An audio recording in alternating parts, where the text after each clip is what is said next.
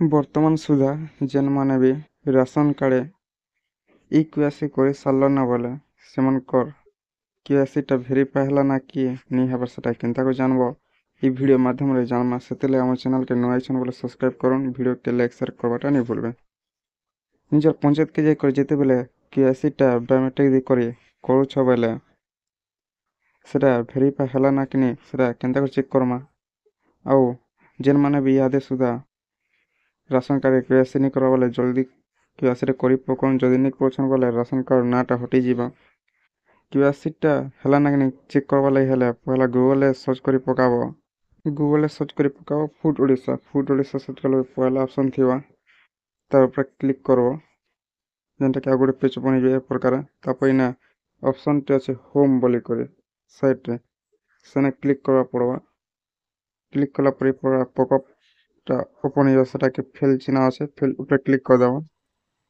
তারপরে তলকে টিকে আসলা পরে দেখি পারথিব না ইয়োর কেসি স্ট্যাটাস বলি অপশনটা আছে তার উপরে ক্লিক করা পড়বা। তারপরে এই পরে পেজটা ওপন হয়ে যাবা। পহলা তো এনে ନିଜର ଆଧାର ନମ୍ବର ଦେଇକରି ବି ଚେକ୍ କରିପାରବ। ଆଉ ରାସନ୍ କାର୍ଡ଼ ନମ୍ବର ଦେଇକରି ବି ଇନେ ଚେକ୍ କରିପାରବ। ଯଦି ରାସନ୍ କାର୍ଡ଼ ନମ୍ବରଟା ଦେଉଛ ବୋଲେ ରାସନ୍ କାର୍ଡ଼ ଯେନ୍ ମୋବାଇଲ୍ ନମ୍ବରଟା ଲିଙ୍କ୍ ଥିବା ସେନେକେ OTP ଯିବା, ସେ OTPକେ ଫିଲ୍ଅପ୍ କରା ପଡ଼ବା।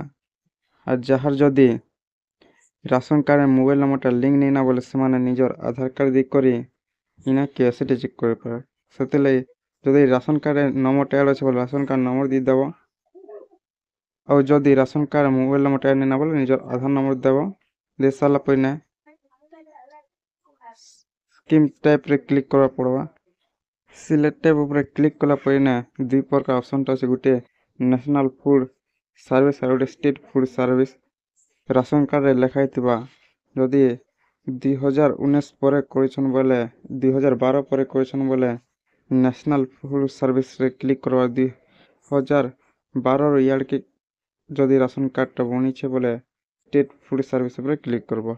ଯେନ୍ଟାକି ରାସନ୍ କାର୍ଡ଼ ଲେଖା ହେଇଥିବା ନ୍ୟାସନାଲ୍ କି ଷ୍ଟେଟ୍ ସେଟା ସିଲେକ୍ଟ କରି ପକାବ। ସିଲେକ୍ଟ କରି ସାରିଲା ପରେ ଆଧାର ନମ୍ବର ଦେଇଦେବ। ତାପରେ ଗେଟ୍ OTP ଉପରେ କ୍ଲିକ୍ କରବ। ଯେତେବେଳେ ଗେଟ୍ ଉପରେ OTP ଉପରେ କ୍ଲିକ୍ କରିଛ, ଯଦି ଆଧାରରେ କରିଛ ବୋଲେ ଆଧାରରେ ଯେନ୍ ମୋବାଇଲ୍ ନମ୍ବର ଲିଙ୍କ୍ ଥିବା ସେନେ OTP ଯିବା। ଯଦି ରାସନ୍ କାର୍ଡ଼ କରୁଛ ବୋଲେ ରାସନ୍ କାର୍ଡ଼ ଯେନ୍ ମୋବାଇଲ୍ ନମ୍ବର ଥିବା ସେନେ OTP ଯିବ। ସେ OTPକେ ଫିଲ୍ଅପ୍ କରି ସାରିଲା ପରେ ସବମିଟ୍ ଉପରେ କ୍ଲିକ୍ କରବ। ସବମିଟ୍ ଉପରେ କ୍ଲିକ୍ କଲା ପରେ ତାପରେ ଆଉ ଗୋଟେ ପେଜ୍ ଓପନ୍ ହେଇଯିବ ଯେନ୍ଟାକି ରାସନ୍ କାର୍ଡ଼ KYC ହେଲା ନା ସେନେ ଶୋ କରବା। ଇ ପ୍ରକାର ନିଜର ରାସନ୍ କାର୍ଡ଼ ଇ-KYC ସ୍ଟାଟସ୍ଟା ଚେକ୍ କରିପାରବ ଭେରିଫାଏ ହେଲା ନା କି ନି। ଯଦି ନି ହେବାର ବୋଲେ ସେମାନେ ଯେ କରି ଫେର୍ KYCଟା ଭେରିଫାଏ କରି ମଗାବାକୁ ପଡ଼ବା ପଞ୍ଚାୟତକେ।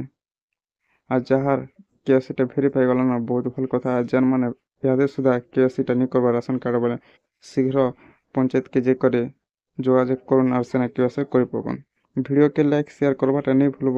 ଏ ପ୍ରକାର ଅପଡ଼େଟ୍ ଆମ ଚ୍ୟାନେଲ୍ରେ ସବୁବେଳେ ମିଳୁଥିବା।